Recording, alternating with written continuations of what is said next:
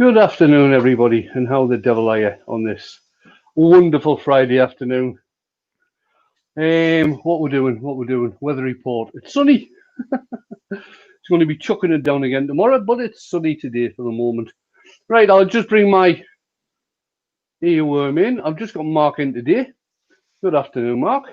Hiya. So Mark's going to keeping me up to date with what's going on. I'll pop him back in the background and just change camera and let you see what we've got. So what we've got today is a gnarly piece of ash. This is obviously where the bark is. I've tried taking some of it off, but it's fairly well stuck. We're going to be doing another vase type thing with this side of the vase hopefully missing. The other side of the piece of ash is well interesting. So this is the other side. Lovely burry bit on there, or cankered, like they say. It's a shame a lot of it's on the corner. That'll probably get taken off when I start rounding it off. Seeing as how it has got this burry bit on, I'm going to use my bull gouge to get it rounded off rather than my rough and gouge. Because using the rough and gouge, it'd be like using a rough and gouge on a bull blank. Not really the right profile to do that. I've got the speed set up at just over 700. Because of this piece missing, it's fairly well out of balance. And anything above that, certainly at the moment, it was starting the lathe was starting to rock about a bit. Yeah, it's about 750 I'm at. I'm just going to get it rounded down first. Feel free to ask questions. Either stick question or a uppercase Q in the chat. I'll go through the chat, show you who's in. Yep. We've got, first in was Chris Cox, Hodgepodge Woodworks, Wood Wizardry by Colin, Mark Pritchard, John S, Like Midnight Joker, Lovins to Turn, Mike Doyle, Colin Izzard, Leroy 500, Malcolm Douglas, Lewis the Klondike Craftsman, Tommy's Workshop, David Miller,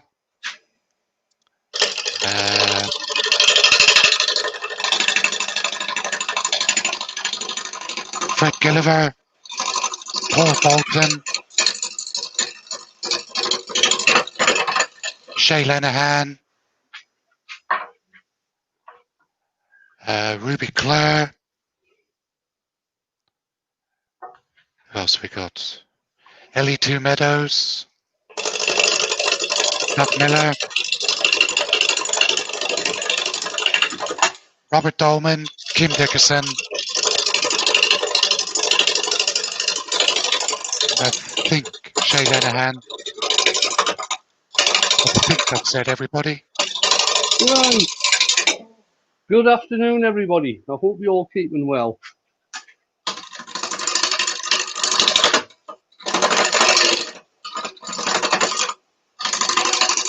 If I did miss you, I do apologise. I did it on purpose.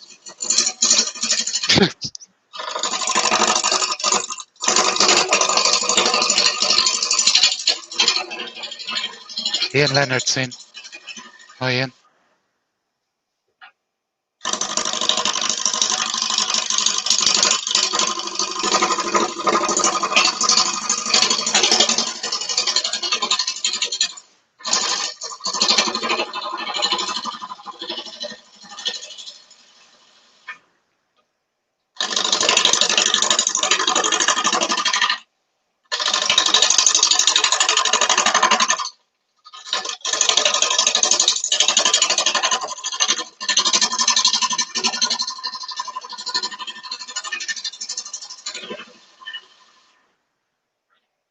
See what that's looking like. Well, it's getting there.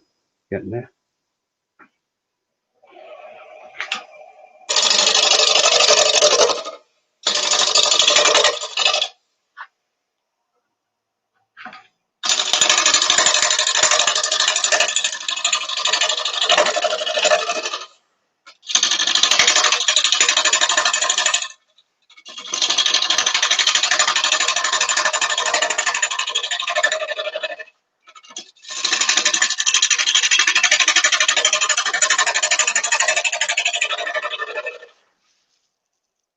40 in.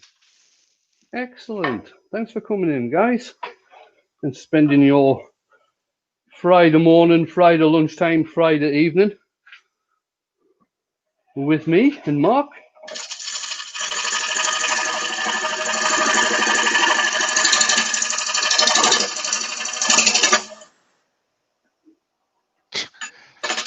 As Miller said, he got up this morning and opened up YouTube to find one notification of Lunchtime Live, was greatly disappointed.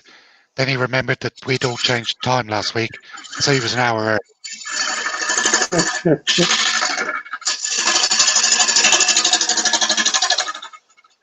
Mark Pritchard's got a question. Yep. What brand of wood-turning tools do you like the best?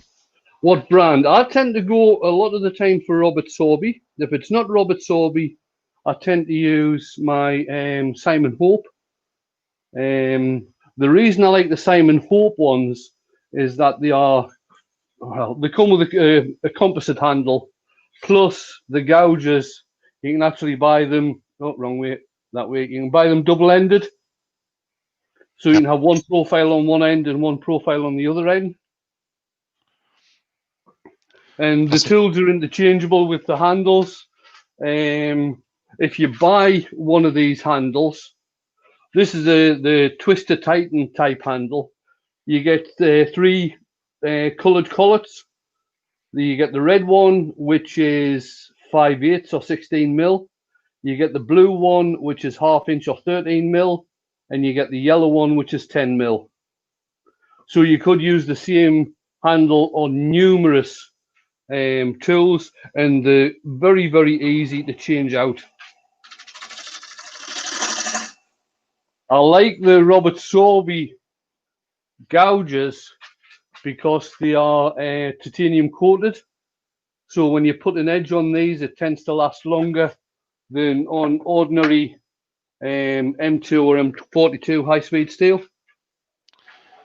We've got a few new joiners. We've got Circular Wood by Keith, Mr. Stacey Smith, John Scarborough, RDR Wood Turning. Welcome along, everybody.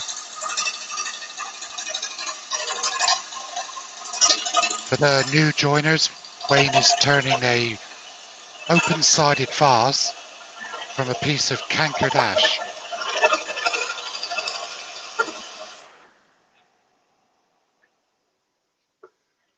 There we are. That's about down to round. That's looking really interesting, isn't it? Yeah, that's going to be gorgeous. So I'll be able to get 2 different aspects when I photograph this. This is ridiculous, you know. This bloody parting tool. I'm sure it does this to me on purpose. There it is. Right, so I'll just get this edge straightened up, and then I can get a tenon on here. So again, I've explained this before, but I'll explain it again, see if this camera works. That's it. When you're using the parting tool, don't go straight in. If you're going straight in, you just get a scraping cut. Tilt the tool down and rest the bevel on where you're going to be cutting. Then you slowly bring the handle up till it starts to cut. And you can see there that the cutting edge of the tool is way, way above center. But as you're going towards the center, you keep on bringing the handle up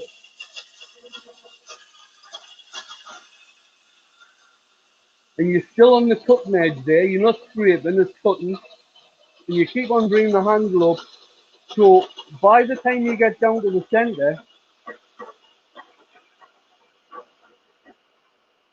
you're right on the center line. And that's the best way of using a parting tool. Now I'll put the tenon on, just get me calipers. Mole Valley Makers just joined. Good afternoon.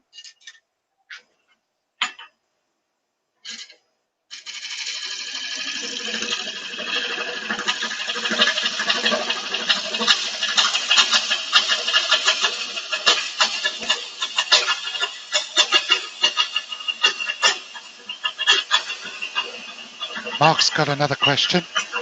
Yep. He'd like to use a 150mm skeleton clock. What wood would be the best to use? Personal preference, I think, isn't it? Yeah, personal preference. Well, what colour's the clock? That's the first question I'll ask back to you. Henry Morgan's in. Hi, Henry.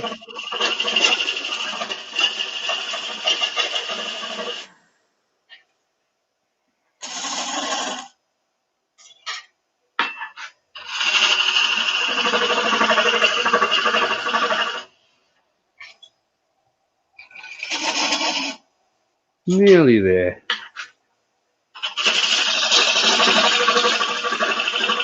Now, I'm not putting a dovetail on this tenon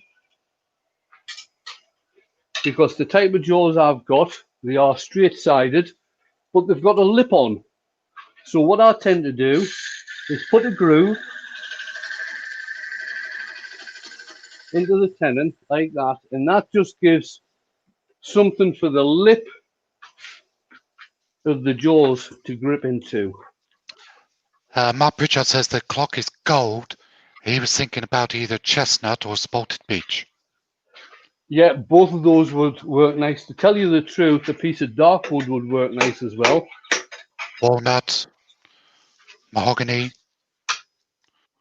oak. But like Mark said, it's really down to personal preference on what type of wood you want to use. Chestnut would look good, or elm. Elm would look nice. Oh, elm would look very nice. Yeah, elm with gold. That would work really well.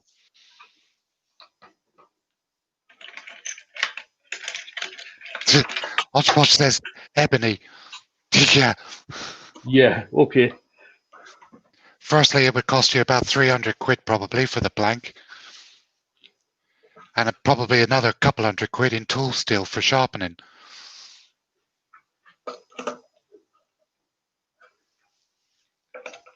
Oh, he says he's got elm. Yeah, go with elm.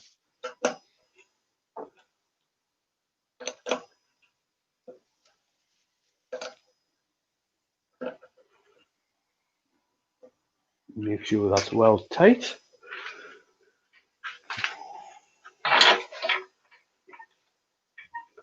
I'll leave the tailstock in for the moment just to give a bit more security. And then let's see how this turns. So the bottom of this is going to be quite fat, and then we're going to go thin towards the top.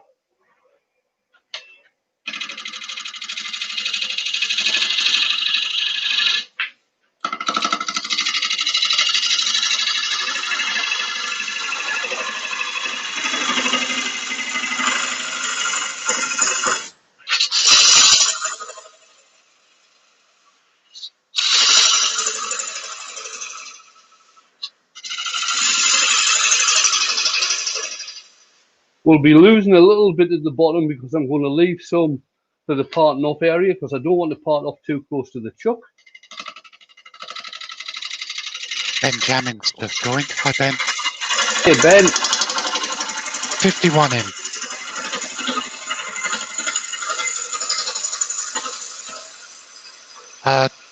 John Scarborough, Wayne is making it's going to be an open-sided vase, and it's made from cankered ash.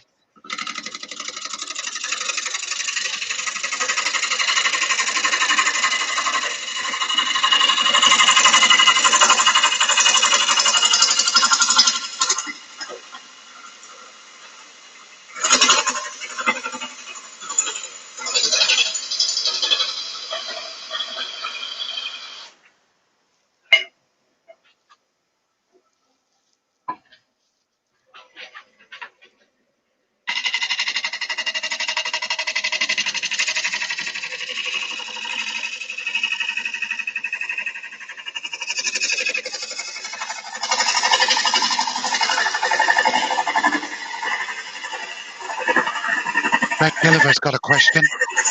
Yeah. I know what your answer is going to be.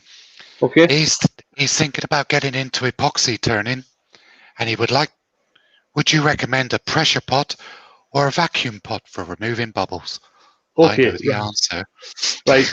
Let's get one thing absolutely clear here. Vacuum chambers are used to stabilize wood before it gets put in a pressure pot. Vacuum chambers inject resin into the wood by drawing all the air out of the wood, and the resin goes in there. It uses something called cactus juice in a vacuum chamber. So that's what that's used for. Okay, you don't use a vacuum chuck for getting rid of bubbles. Go and watch Peter Brown on YouTube. He's got loads and loads of videos out about resin work and stuff like this. And he actually did a video comparing vacuum chambers and pressure pots.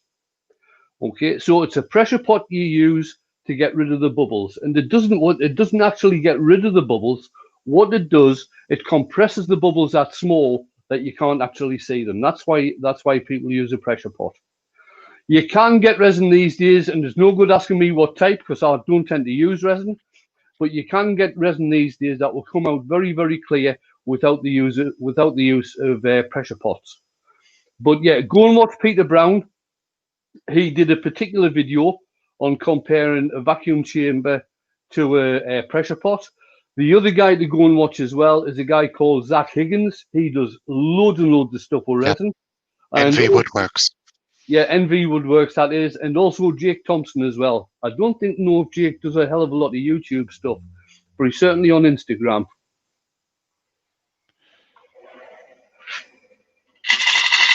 Hi, Jennifer. Jennifer Stoughton in.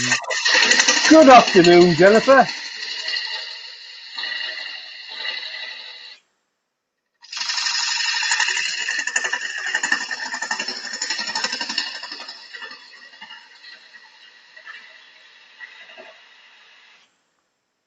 Right, so I think that's the bottom done. We'll start getting the top shape now. Can I turn this up any?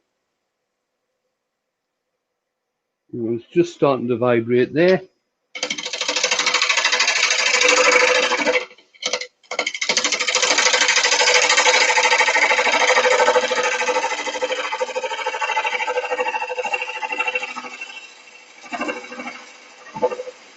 Just want to give you.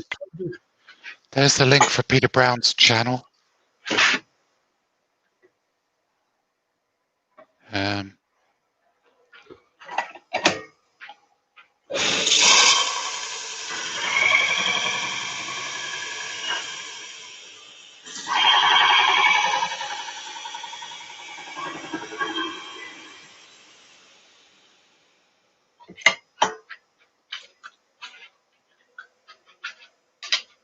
There's a link for Zach Higgins.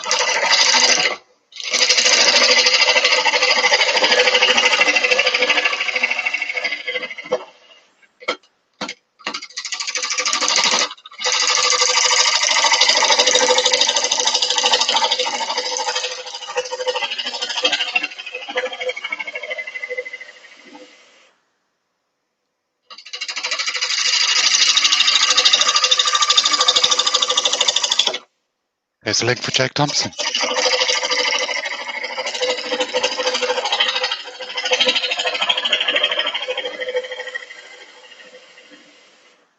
Ellie Two Meadows has had to shoot off. Cheers, Ellie.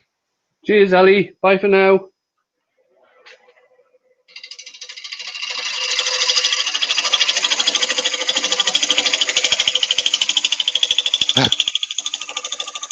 Lewis has said, when we see Wayne doing resin work, it will be a sign of the apocalypse. No, well, to tell you, it's actually strange you should say that. I really did think about getting into resin work, and I did buy a second-hand paint pressure pot to convert. The reason I bought it was only £25, and I need a new seal for the top, and I need probably a tap and a pressure gauge, and that's about all I need. I've done a lot of the work on it. It's just that resin work is that expensive.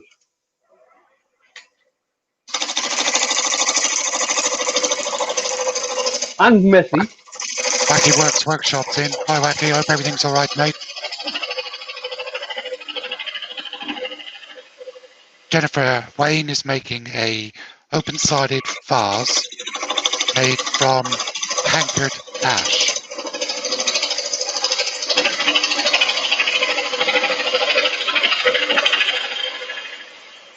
Right, now cankered ash isn't a species of tree, okay? Oh, I should have been back in the overhead, shouldn't I? This part here is classed as the canker. It's not really a burr. It only tends to go around about bark deep or just into the sapwood. So, and a lot of people just call it cankered. I don't know why really, but they do.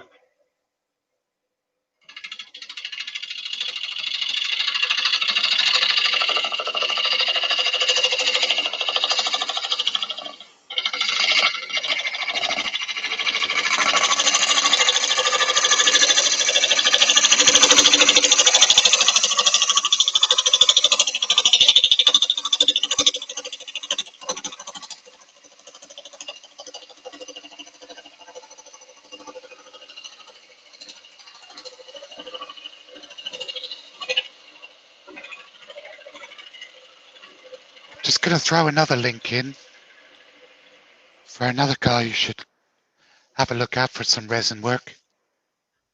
And that's our very own Klondike Craftsman.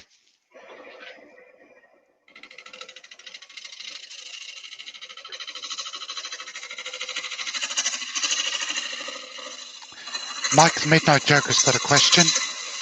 Yeah. Would it be safe to reprofile a 15mm parting tool into a French curve negative rake scraper for small bowls? 15mm parting tool. Sounds like a Badan almost, isn't it? Yeah, like a bedan. It's going to be a very small scraper. Yeah, there will be a small profile scraper. What do you mean by a French curve? Is that like a Fibonacci curve? Well, no, no, not to me. It isn't. Right, hang on a minute. Right, I think that's about 15mm. Don't look at the rust. That's just surface. But I've turned that into a negative rake scraper. But I wouldn't be having it. That's about the distance I'd be having it over the tool rest. I wouldn't be going any further than that. Certainly on a tool that size. Zombie Woodturner's in. Hi, Zed. Hi, Zed. I just want to get this bit cleaned up and then I can get some sanding done. Steve Ash says, a canker is the old name for something like a skin ulcer. So maybe it's simply because the skin of the wood is messed up. Yeah. It could well be. There we go. That's looking not too bad. And seeing how a lot of this isn't straight grained, I am just going to hit it with drilly. It's got some lovely different patterns of grain in here. There's some nice, just ordinary straight grain like you tend to get with ash in there. But the rest of this grain is absolutely gorgeous. So I think it may well stand some colour. Collective intake of breath from the chat. Well, let's see what the collective say. Do we colour or not?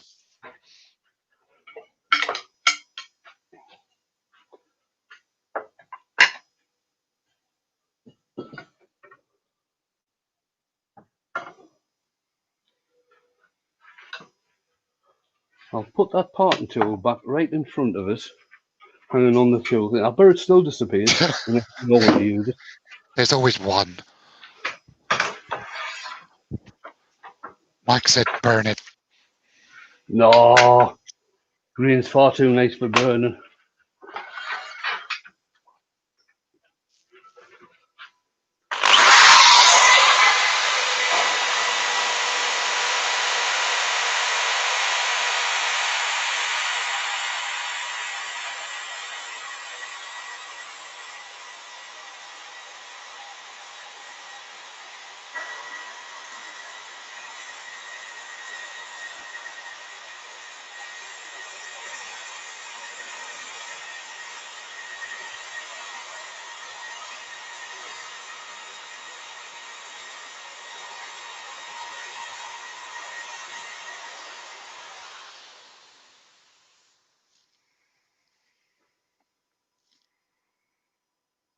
Still got a couple of tool marks there, I'll just get rid of them.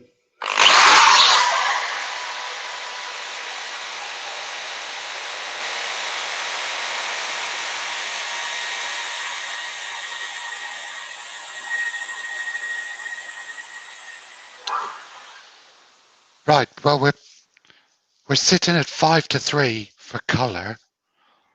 I've just ignored Mike's suggestions. But Ian in the shed has an interesting idea. Yeah. Have you got any of the metal inlay from Hampshire Sheen to put a decorative band on it? Maybe not a band, but could you put some of that metal infill into some of those voids? I could, but it might take a bit of time. And to tell you the truth, I think that'll actually detract from it, because it's only in this wee section here. We're not going to get it really anywhere else. 7-4 in favour of colour. Okay.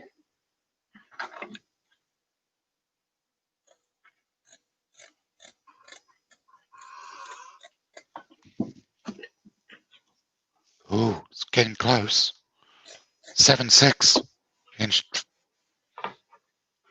Zombie says OB shine and leave natural. Grand.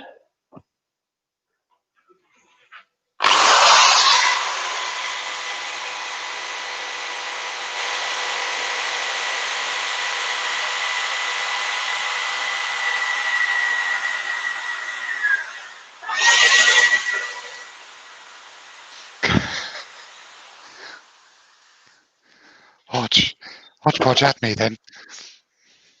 You can't vote more than once.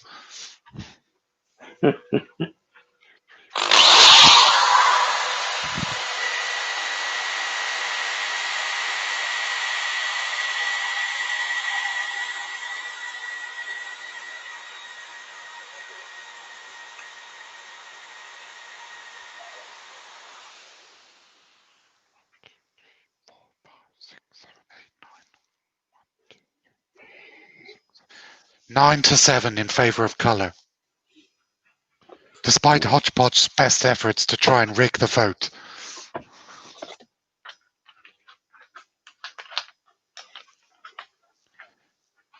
(10-7).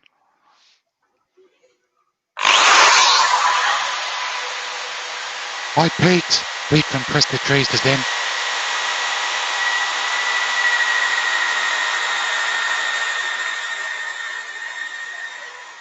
Quick Pete. Don't think, just vote. Colour, no colour. Don't think. Colour, no colour. Go with your first thought.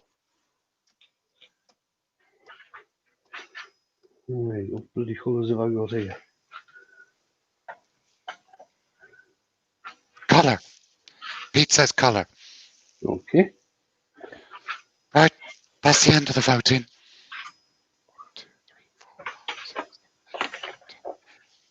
11-9. So it's close. Right, the thing is, what colour? Pink.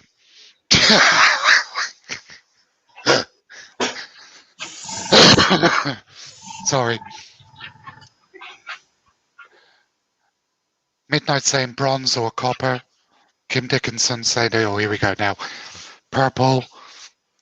Hodgepodge says clear. That doesn't count. Blue and red to get a tricolour effect. Bet you wish you hadn't asked now. Right, hang on a wee second. I've just got to dig some colour out here. Don't want black, don't want midnight blue.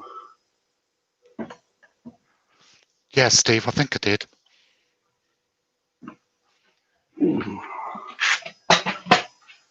Keith says yellow. Shay says your favourite purple. Pete say green or yellow. Green and yellow. Ian Leonard's saying red. Mike, he's going to block you if you keep on. Mike says day glow. Wood coloured. That doesn't count. Red. Steve Ash says shocking pink with lime green stripes.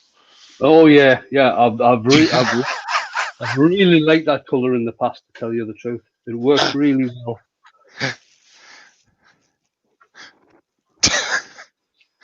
I've lost one of my bloody air guns. Where's that gone? You're all idiots. But we love you.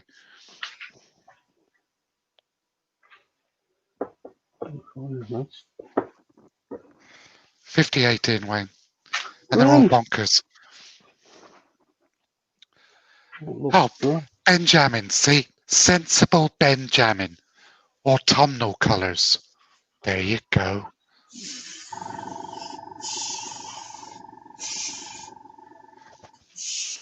Zombie says coffee stained. I'm sure I had some blue in the bottle here, but it doesn't look like I have. Chris Cox says flame and earth will look good. Right, I'm going to start off with honey, which is a yellow. And then we'll move up from there. We'll see how this works first.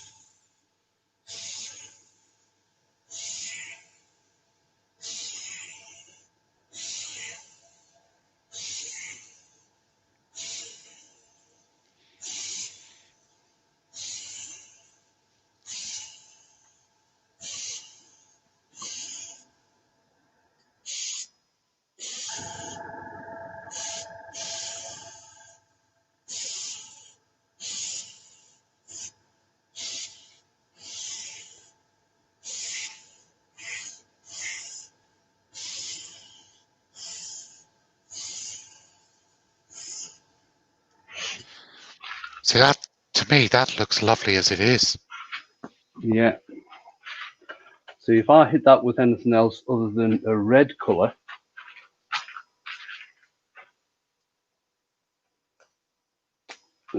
with the likes of a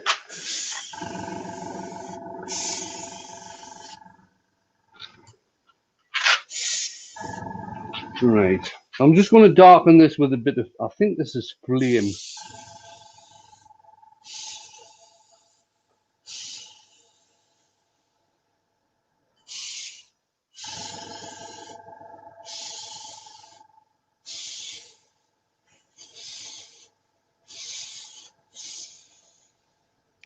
Ian in the shed's got a question. Yeah. Do you need an air gun for the intrinsic colours, or can you rub them on and off? You can rub them on and off. You can just use tissue paper. It's not a problem. Obviously, the thing that I say is using tissue paper. If you're using tissue paper, you're obviously getting stain left on the tissue paper. So that's some of it getting wasted. Whereas if you use an air gun, the majority of it is going onto the piece, and you're not actually wasting a hell of a lot. Plus, if you're doing something like that, the effect I want to get here is a nice overall colour, so it's not blotchy. And now you can get a nice even colour using the intrinsics with the tissue, but it's a hell of a lot easier with an airbrush. Klondike's got a question. Yeah. When you airbrush using two colours, Oh, sorry. Oh, yeah. Is it the same effect as double dyeing in a vacuum chamber? I've got no idea. I've never done any double dyeing in a vacuum chamber. What was that? I think that's the honey. I think that's the honey again. Must have 2 bottles of honey in.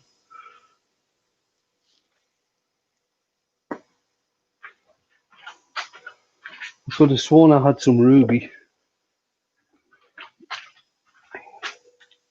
What I can do, I'm wanting to try and get this area here a wee bit darker and maybe highlight some of this crossed grain here, this ripple and everything. So what I might do is just get some ruby.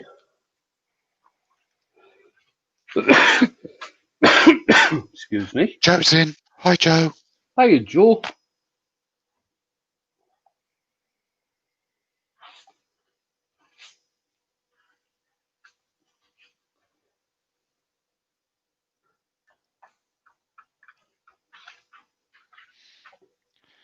Yes, I'm looking at getting a airbrush. I've got some exciting things happening on the channel, which I shall announce on my live on Tuesday, and I need an airbrush.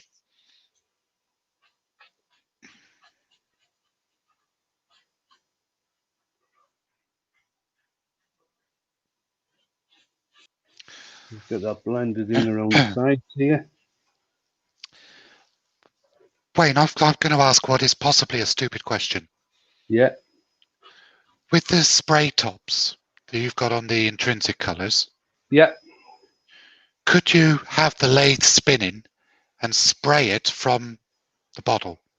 Well, the thing is, seeing as how it's would it be too much? Yeah, if I give you an example, I'll use the back. What will I use? I'll just use a piece of tissue just to show what I mean. Even with the lathe spinning, seeing as how it's a trigger action on this rather than a continuous blow, what you're going to get is that type of effect. Right, so you'd get the hard hit in the middle, Yeah. and then as the trigger reaches the end of its travel, it would lessen off. Yep, I see what you mean.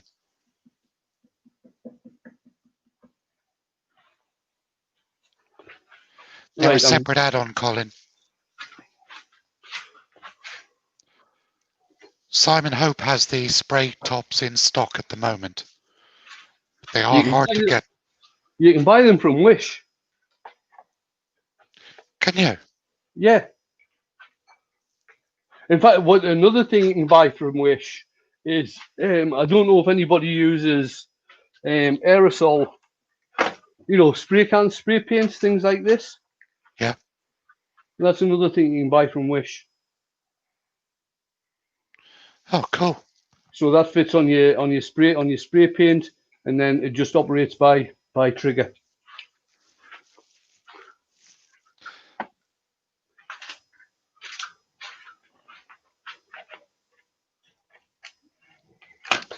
Pete's saying to me, spend the extra on a compressor, get one with a small tank on it. Makes for a much better rig. Yeah, I was going to, Pete.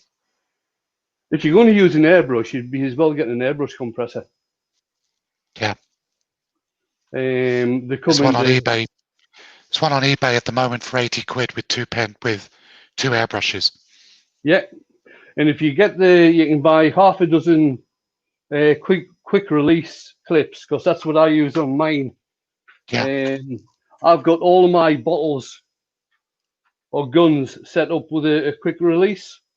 So basically, it's just the same air hose, and it just clips in. Yep. And you can get them from eBay for, I don't know, a few pound for half a dozen.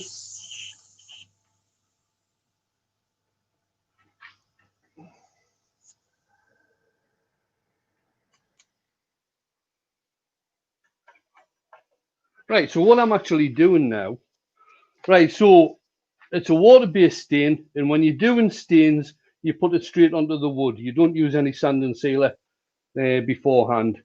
I'm just going to dry the stain off with the hot air gun. Whenever you switch the hot air gun on, If you've been using paint, if you've been using stains, turn the hot air gun on so it's facing away from the piece of work. Then we'll just start this up, turn it down, and just hit it with a hot air gun. Don't really need to have it on, to tell you the truth. And seeing as how it's a stain, it's not going to bubble up. Question from Colin. Yeah. Are the bottle airbrushes better than the top fill ones? Right. With the airbrush kit that I've got, because I bought a set of airbrushes again from Wish. I think they're around about £90 now, and it's a set of 6. So you get 2 with the bottles on, you get 2 with the side fill bottles on, and you get 2 with the gravity feed cups on the top. It doesn't really make any difference. They all work.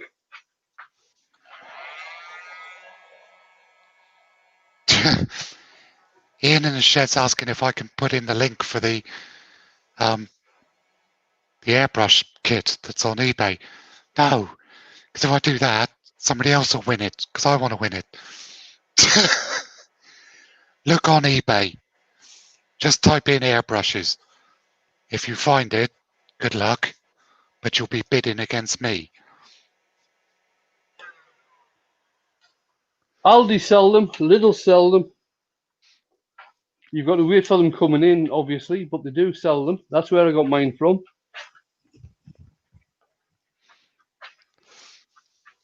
There are loads of buy it now ones on there, Ian, but the specific one I'm looking at is an auction from a private seller.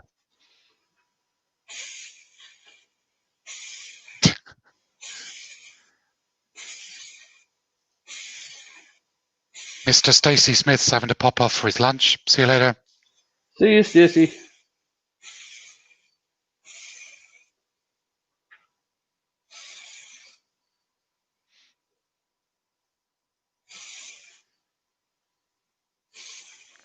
$61 in.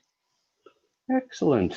Cheers, guys. 42 minutes. 43 minutes. Well, right. This might go over the hour. I don't usually like going over the hour at lunchtime, but this might. Just let that get dried a bit. I will use the hot air gun on this.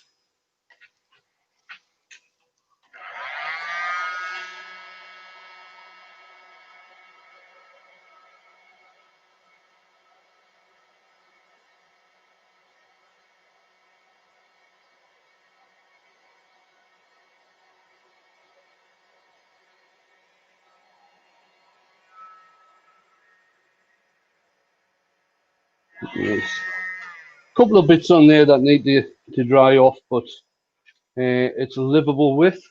I'll get the inside cleaned out. Jennifer's just said that RTT Tools sells the same setup, so that link I will put in. Thank you, Jennifer. Right, now I need a drill. Ian B's in. Hi, Ian.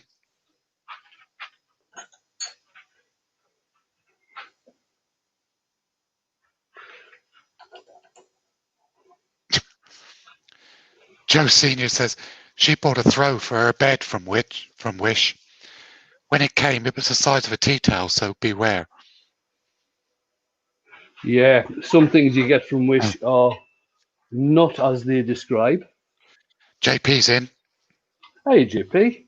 He's giving you a super chat. Says Wayne don't like super chats.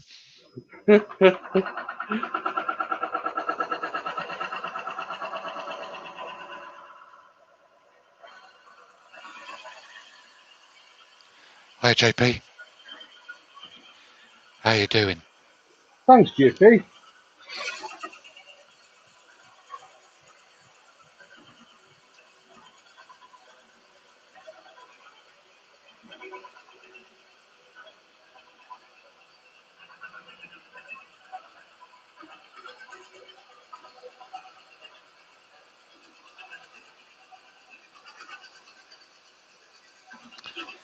Indeed, the wood is ash. It's going to be an open-sided vase, and it's got a nice bit of canker on the side of it. Pete from Twisted Trees has just given you a super chat, and he says, "Oh yes, he does." Smiley face.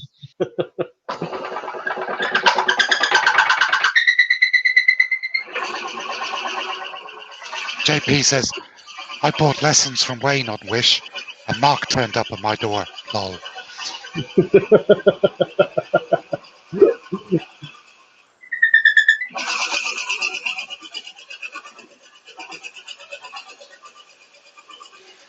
Barry's Wood Creations asks, "Wayne, what type of finish are you going to use on the outside?" I'm probably going to use a lacquer. And the reason I'm going to use a lacquer, I'm going to turn this off, is that I've used the cellulose sand and sealer on here, which I will knock back a wee bit. It has made the grain stand up. But oil, I think, might start lifting some of the stain.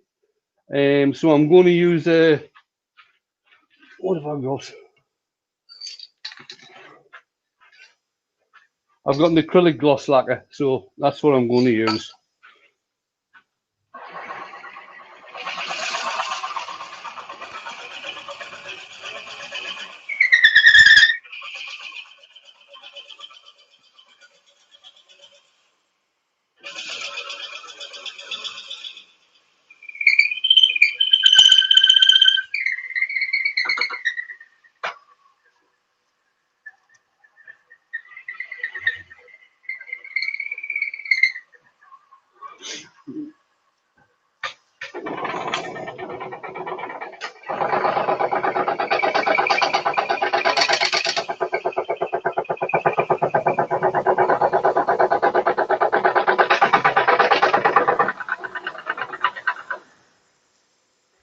Don't do what I did just there. Make sure you keep on cleaning the grain out. Sorry, the dust out. Right. Let's get this thing hollowed out. Ian in the shed's got a question. Yeah. Can you put Yorkshire grit on the colour, or will that remove the colour? It will remove the colour because it's an abrasive. I would imagine it would make it go streaky and blotchy as well, wouldn't it? It may well do. It's just, I mean, seeing as how it's an abrasive, it's just something you wouldn't do.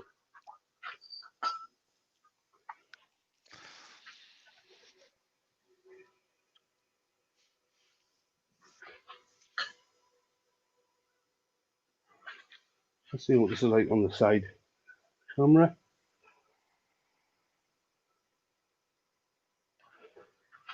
That's better. My arm going to get in the way or not? No, it should be okay.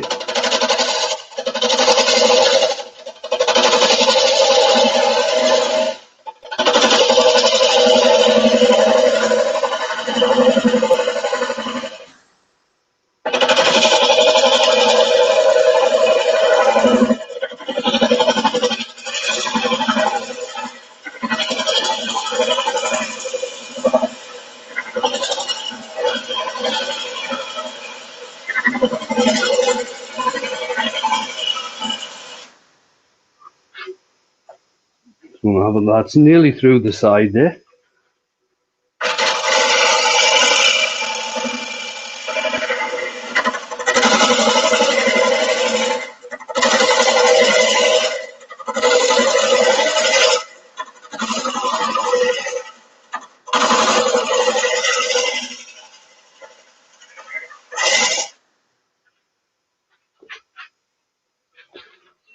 I bet if I put my hollowing tool in here, the monitor's going to get in the way. Oh, no, we should be fine.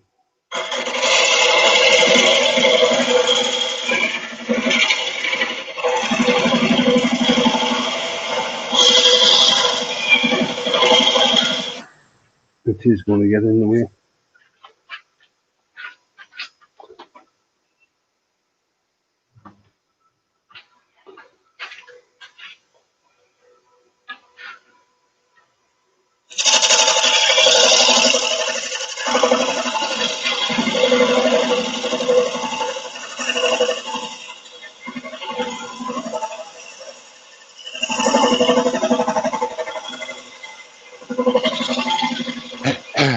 Mark Pritchard's got a question. Yeah. If I want to put varnish on a turned plaque, best way of applying it? Have you got any spray on lacquer?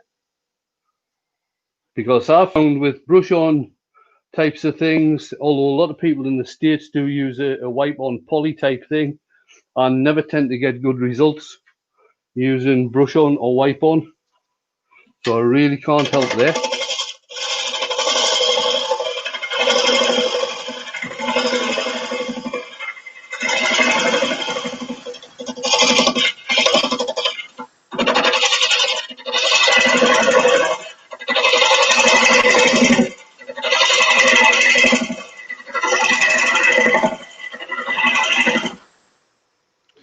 I would say what Wayne said. Use a spray lacquer. Have it on the lathe. Have the lathe turning as slow as you can. I mean, I don't. When I'm putting spray on lacquer on, I don't even have the lathe turn.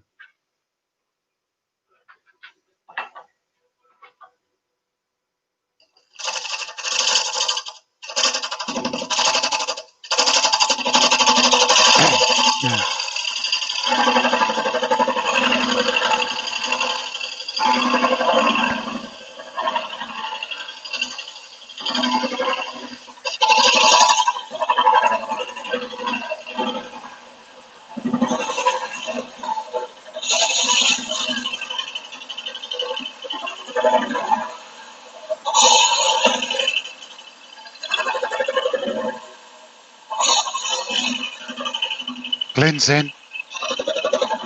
Hi, Glenn. Peter Carlos has got what could be quite a big question. Okay.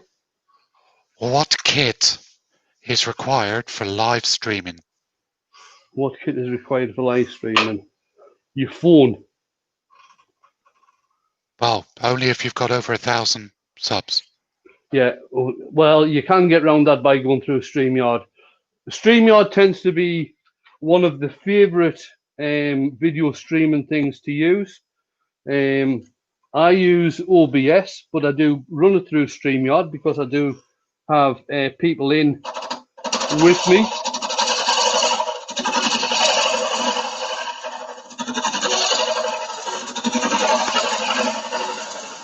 So StreamYard is a downloadable software that you put on your computer, but you can also use it on a mobile device. Couple of webcams. OBS is also a downloadable piece of software that you can use. Helps you control the cameras and the sound.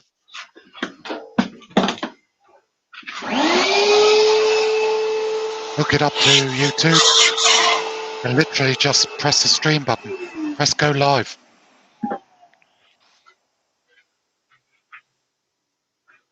You can't stream direct from YouTube with a mobile device unless you've got over 1,000 subs.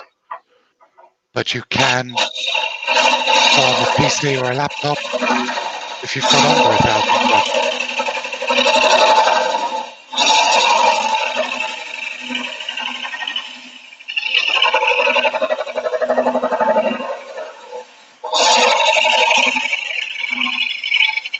Now, because this piece, basically, I've got this hole here. When I'm actually hollowing, I can see where the tool is.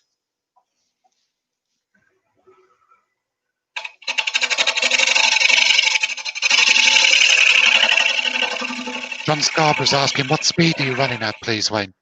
Speed, just over 700.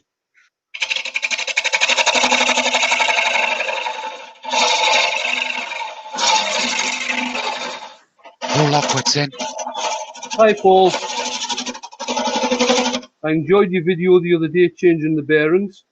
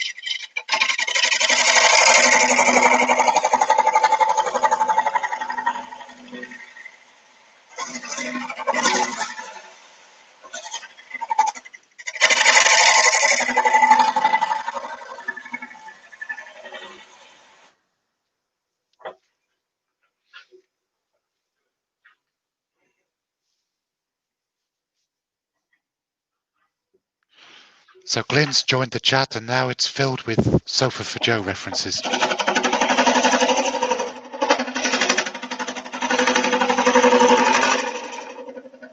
How unusual. We're nothing if not predictable.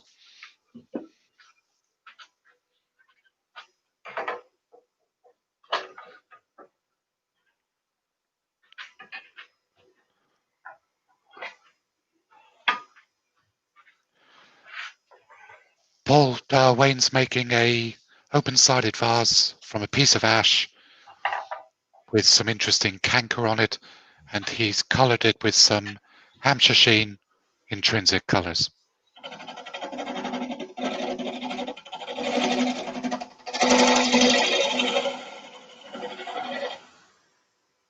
Tourist, isn't it, the right height?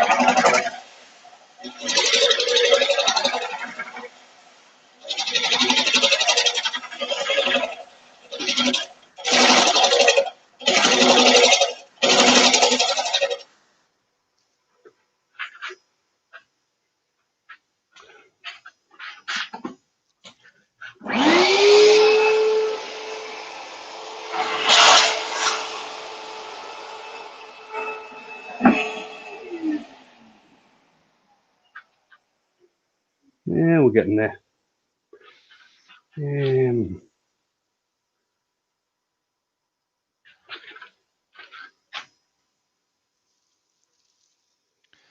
Still got 60 in.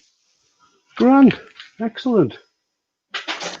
Ruby's having to go. Bye, Ruby. Cheers, Ruby. Thanks for coming in. David Millar's got to go back to work as well. Sorry. See you later.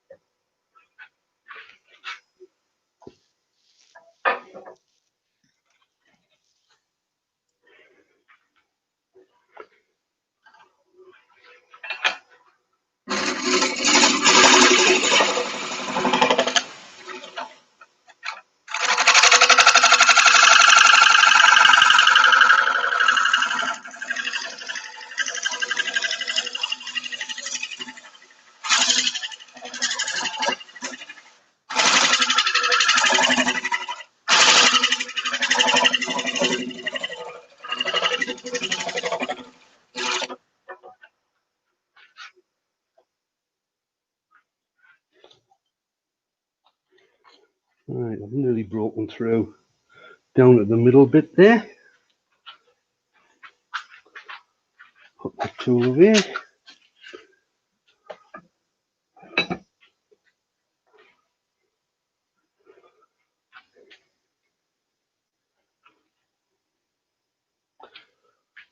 Bloody lost a hollowing tool I'm looking for. Everything disappears in this place.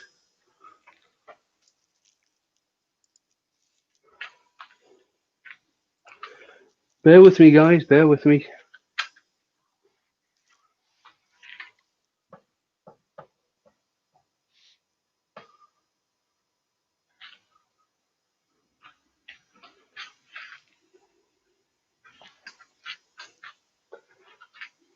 Okay.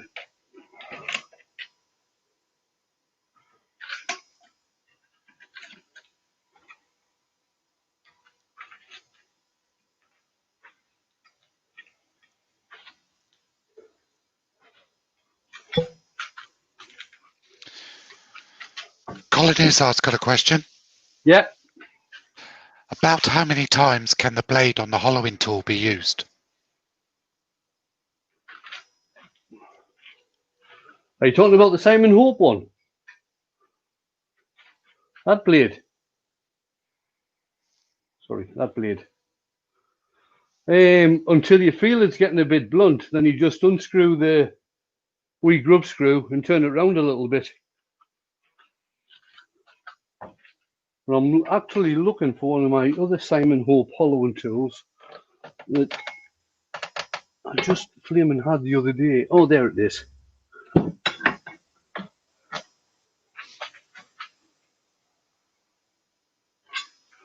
I'm just going to use this one. This is got a high-speed steel disc on it. I'll show you it in a minute. Oh, this might be the one I've got. No, it's not. Same disc though, isn't it? No.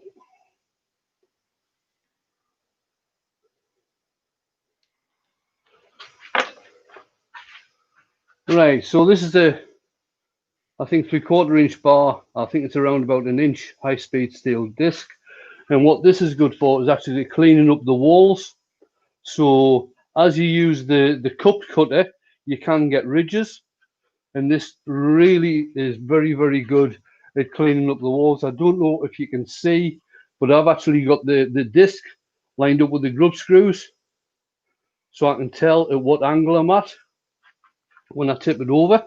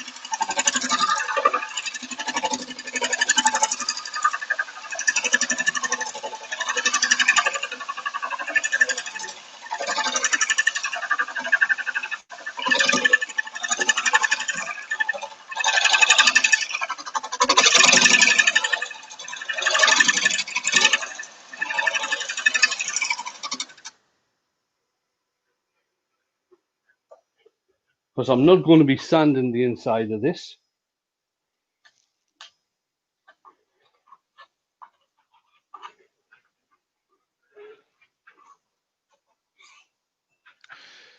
Ian in the shed's got to go back to work. Bye, Ian. See you.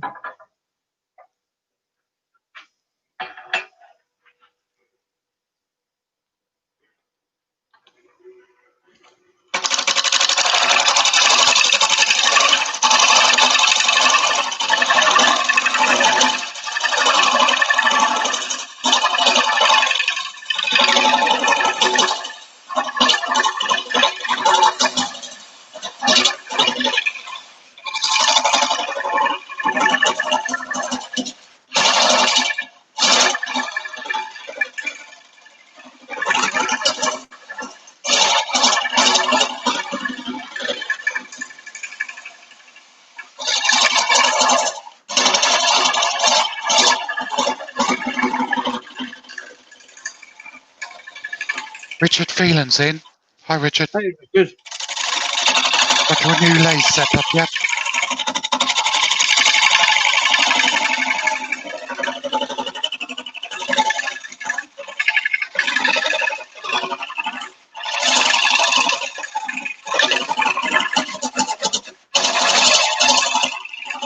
B's in. Hi, Rex. Hey, Rex. How are you? Rex Wayne is making a open-sided vase from a piece of ash with some interesting canker on it, and he's coloured the outside with Hampshire sheen intrinsic colours.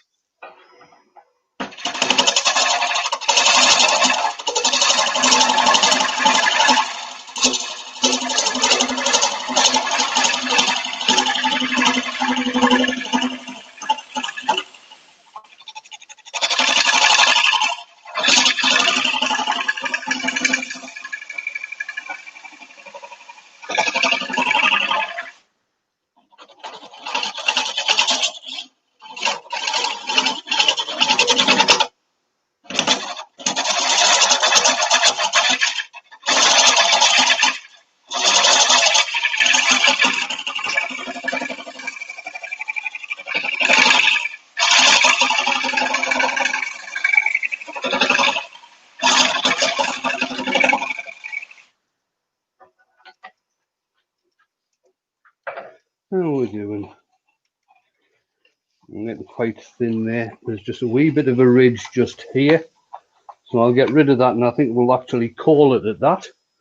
Where's that ridge about? Colin Izzard's having to pop off. See you later, Colin. See you, Colin. Ridge is about there.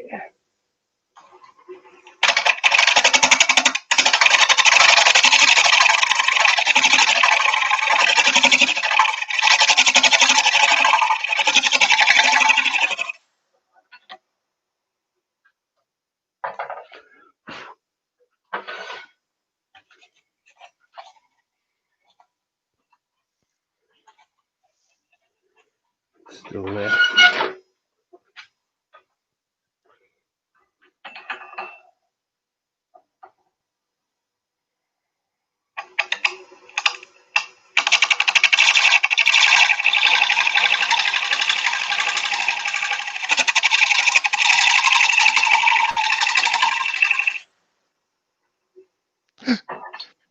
Pete says, I bet Wayne doesn't use Yorkshire grit on the inside of that one. No, I bet he doesn't.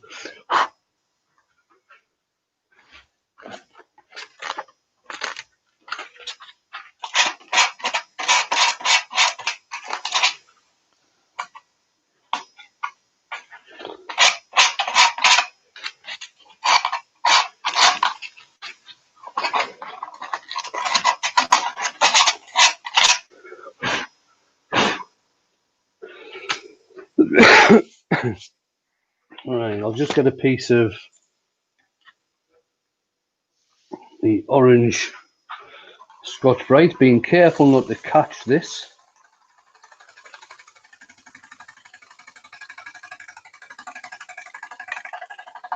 That's just rubbing down the sanding sealer.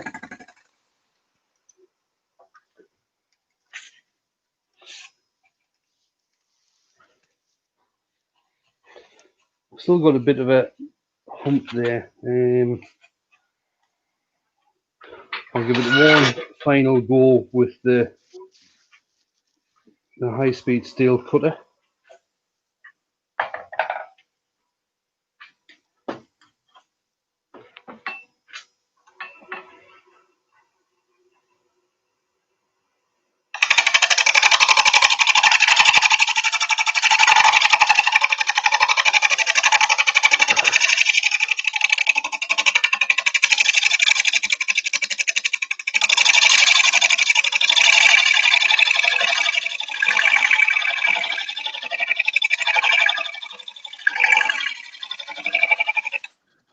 Rex B's asking, is Wayne broadcasting on Facebook like SK Wood did? Would that give him a bigger group, or does going on Facebook cost a lot? Doesn't cost anything to stream on Facebook. I could stream on Facebook as well. No problem. Just something I haven't thought about doing.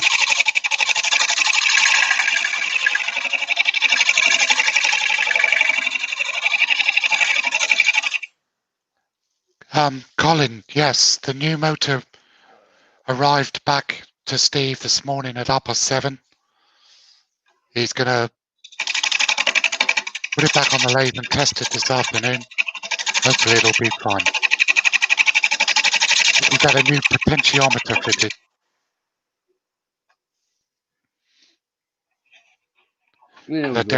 Dare say he'll tell you more about it tonight in his live.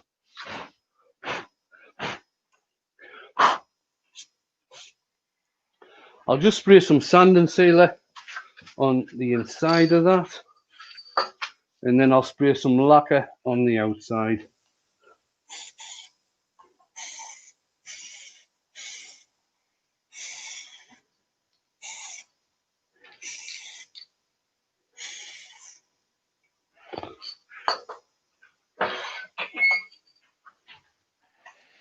Yes, Paul, I made a funnel. I did it backwards. I was taking the tenon off and I pushed too hard with my tool.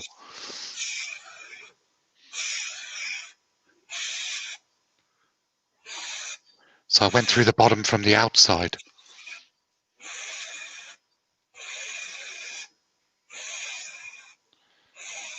It's on its way to Pete at Twisted Trees and he's going to make use of it.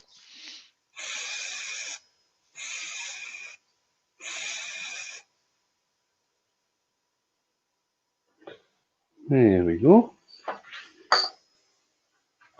Right, what time are we on, Mark? Almost quarter past. Right, what I'll do, I'll stop there, I'll leave it on the lathe, and I'll come back and get that finished once the lacquer is dry.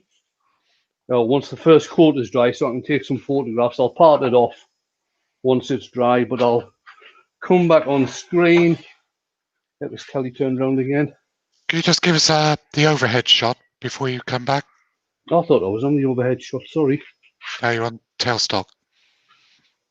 There you go. So there it is. That's pretty. I've got it relatively smooth on the inside, just from the tool. There we go. Bring the telly back round. I couldn't be a politician, Lewis. I'm too honest. There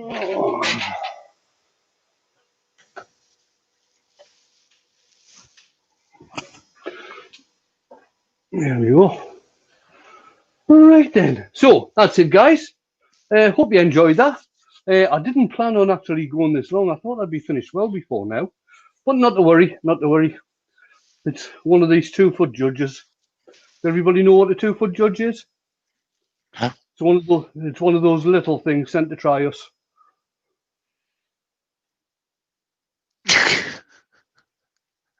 I just got that. That's terrible. I know. Jesus. Hey. Right. I hope you enjoyed that, guys. Hopefully, Steve will be doing some turning tonight on his live. If not, I think he was actually setting something up on his laser, on his CNC, to be doing tonight on his live. I think we're going to have the usual suspects. I think Ruben usually has a premiere at 7, although it is his birthday today, so he might not. Nick will probably have a premiere about 7:30.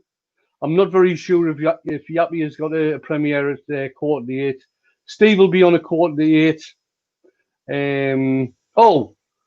Steve Twidell is doing some stuff in the Creative Van at 6 o'clock tonight. I think that's on the Creative Van Facebook page. That's happening. So Steve is on at 7:45. Stace is on at 8 o'clock. I think she's finishing off something that she's been doing from Walking Dead. I think it's Lucille from Walking Dead. She's going to be finishing off. Tomorrow we've got Ed on. He's doing something big. He's doing a big platter tomorrow. I'm not very sure if he's just swiveling the headstock on his lathe or if he's going to be moving the cameras and doing stuff on his VB36.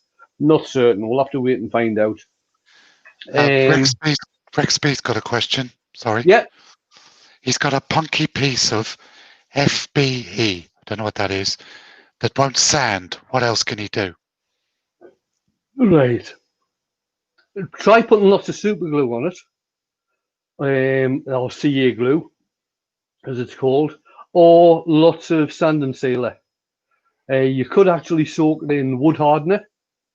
That has worked for some people in the past. What's that trick that Kim Tippin does? She mixes she mixes resin with acetone and Right. brushes it on, and then as the acetone evaporates, the resin gets drawn into the fibers, and that Wood. hardens it of the wood, yeah, and then you can sand it smooth. Oh, there you go. There you go. That's something else I didn't know. Right. Tried CA glue and sand and sealer. No go. Have a look at the last couple of Kim Tippin's videos. She's done that process in hers. Either that, or I don't know if you should be able to get it over there, Rex. Some wood hardener and put that onto it. Right, where was I up to? Tomorrow lunchtime. I think Scott's coming on tomorrow lunchtime. Yep. Tomorrow night there'll be Nick on at 8 o'clock. Oh, Andy at 6 o'clock tomorrow. I'm sure Andy will be on tomorrow at 6 o'clock. AHB Spoke. Doing some, I don't know, maybe carving. I'm not very sure at the moment. Sunday, I'm not very sure. There's a lunchtime. Deal might have a pop-up at some point. Okay. Steve. Oh, Steve will be on at lunchtime. Deal might have a pop-up doing some scrolling. Makers International podcast. Sunday night. Jamie's premiere. Jamie will have a premiere following on from that, and Caitlin the cat will have a premiere following on from Jamie. Then we're back to me on Monday again. And don't ask what I'm going to be doing, because as per usual, I've got no idea. Hodgepodge has got a premiere. Is that on Sunday, Hodge? Premiere at 6 p.m. Right, that lacquer is still a bit tacky, so I'm not going to be able to part it off yet. And I don't want to use the hot air gun on it, because I'll shoot the bugger it up and start bubbling everything. So guys, Hodgepodge has got a premiere Sunday, 6 p.m. All right, nice one, Hodgepodge. Robert, I should say. So I will see everybody the next time I'm on, unless I'm in some earwormy thing. In which case I will probably talk to you then. Right, I am going to hit the button and then let you all get on with the rest of your day, whether it's morning, afternoon, or evening. Thanks for coming along, guys. Much appreciated, and I'll speak to you soon.